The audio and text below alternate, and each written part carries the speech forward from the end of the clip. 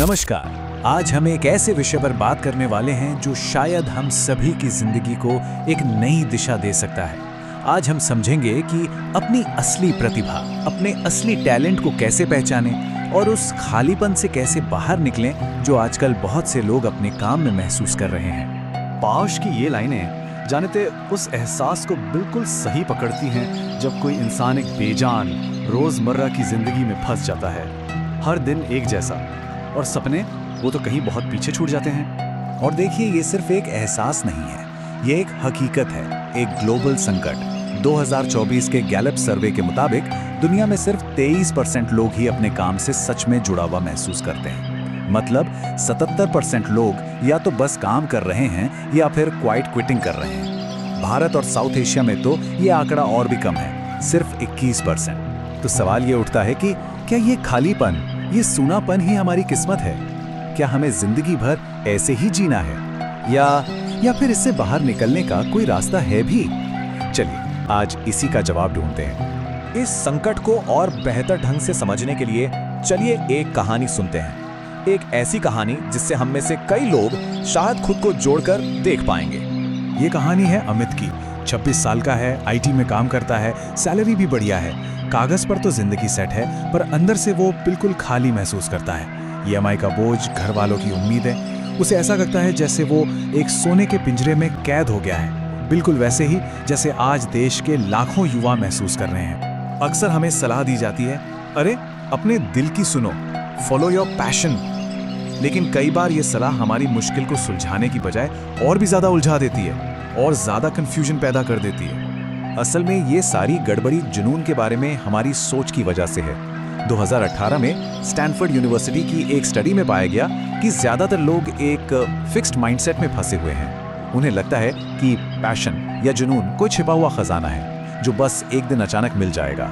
तो सबसे जरूरी बात यह है कि जुनून कोई ऐसी चीज नहीं है जिसे आप ढूंढते हैं। ये तो वो चीज है जिसे आप किसी काम को करते करते उसमें बेहतर होकर पैदा करते हैं। अपने जुनून को फॉलो करो, ये सलाह हमें एक्शन लेने से रोकती है और किसी चमत्कार का इंतजार करने पर मजबूर कर देती है। तो अगर जुनून खोजना नहीं बल्कि बनाना है, तो सवाल ये है कि ये होता कैसे है। इसे समझने के लिए चलिए अब नेहा की कहानी देखते हैं। एक 34 साल की महिला जिसका सपना था एक शेफ बनने का। देखिए, ये रास्ता बिल्कुल भी आसान नहीं होता। नेहा की कहानी हमें यही सिखाती है। उसने घर से बेकरी शुरू की, लेकिन उसके पहले ही कुछ ऑर्डर्स खराब हो गए। परिवार से भी छोड़ने का दबाव आने लगा। पति ने भी कहा कि ये सब बंद कर दो, पर नेहा ने हार नहीं मानी। वो कोशिश करती रही और धीरे धीरे अपने काम में इतनी डूब गई कि उसे वक्त का पता ही नहीं चलता था। उसे मजा आने लगा, खुशी मिलने लगी। साइकोलॉजी में इसी को फ्लो स्टेट कहते हैं। ये वो अवस्था है जब कोई अपने काम में इतना खो जाता है कि उसे और कुछ याद ही नहीं रहता। नेहा की ये जिद, ये लगन हमें एक और बहुत जरूरी चीज की तरफ ले जाती है, और वो है ग्रिट। ग्रिट ही वो क्वालिटी है जो कामयाब लोगों को हार मान लेने वालों से अलग करती है। ये जुनून और लगन का एक कमाल का मिक्सचर है, और यही है कामयाबी का असली फॉर्मूला।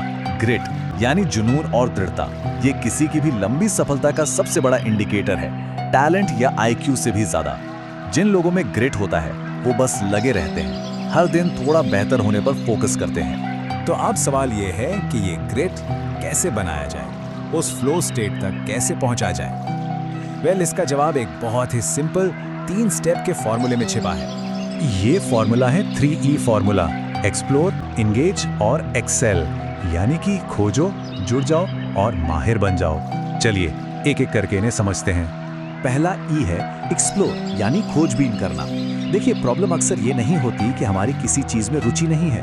प्रॉब्लम ये होती है कि हमें पता ही नहीं है कि दुनिया में क्या क्या मौजूद है। भारत में एक स्टूडेंट को 12,000 से ज्यादा करियर ऑप्शंस में से मुश्किल से 10-15 के बारे में पता होता है। तो पहला काम है अपनी दुनिया को बड़ा करना। दूसरा E है एंगेज, यानी उस काम में जुटना। इसके लिए 20 घंटे का नियम बहुत काम आता है। ये नियम कहता है कि किसी भी नई स्किल में ठीक ठाक अच्छा बनने के लिए सिर्फ 20 घंटे की प्रैक्टिस काफी है। तो लक्ष्य ये है कि 5 से 7 अलग अलग चीजों को छोटे छोटे प्रोजेक्ट्स के जरिए आजमा कर देखा जाए। और आखिरी E है एक्सेल, यानी माहिर बनना। जब आप कुछ चीजें ट्राई कर लें तो उस एक चीज को चुनिए जिसमें सबसे ज्यादा फ्लो स्टेट महसूस हुआ, सबसे ज्यादा मजा आया। और फिर बस उसमें महारत हासिल करने में जुट जाइए। यहीं पर आपका असली ग्रिड बनता है। और याद रखिए, ये पूरी यात्रा सिर्फ एक साइड इनकम या नौकरी बदलने के लिए नहीं है, ये एक उद्देश्य से भरी जिंदगी बनाने के बारे में है। इस यात्रा का जो अंतिम लक्ष्य है उसे जापानी भाषा में इकिगाई कहते हैं। इसका मतलब है जीने की वजह। आपको जानकर हैरानी होगी कि जापान के ओकिनावा में, जहां दुनिया के सबसे ज्यादा 100 साल से ऊपर के लोग रहते हैं, वहां की भाषा में रिटायरमेंट के लिए कोई शब्द ही नहीं है। क्यों? क्योंकि उनके पास उनका इकिगाई है। तो इकिगाई है क्या? ये 4 चीजों का संगम है। वो काम जो आपको पसंद है, जिसमें आप अच्छे हैं, जिसकी दुनिया को जरूरत है और जिसके लिए आपको पैसे मिल सकते हैं। जब ये चारों चीजें एक जगह मिल जाती हैं तो समझिए किसी को अपना इकिगाई मिल गया। और यहाँ सबसे जरूरी बात, इकिगाई कोई जादुई चीज नहीं है जो एक दिन मिल जाएगी। इसे 3E फॉर्मूले पर चलकर मेहनत करके बनाया जाता है। नेहा को पहले दिन नहीं पता था कि केक बनाना उसका इकिगाई है। ये तो उससे 14 महीने की मेहनत के बाद समझ आया। हाँ, अब कई बहाने मन में आ सकते हैं। अरे अब तो उम्र हो गई, पैसे का है ये सब करने के लिए।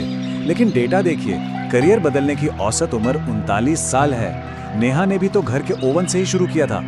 और जहां तक घर वालों को मनाने की बात है, तो बात करने से बेहतर है कि नतीजे दिखाकर उन्हें मनाया जाए। तो अब सवाल सिर्फ एक है, आपके 20 घंटे अब शुरू होते हैं। आप सबसे पहले क्या एक्सप्लोर करेंगे? याद रखिए, शुरुआत करने के लिए सिर्फ 20 घंटे और 1 महीने की लगन चाहिए। ये यात्रा अब से यहीं से शुरू होती है।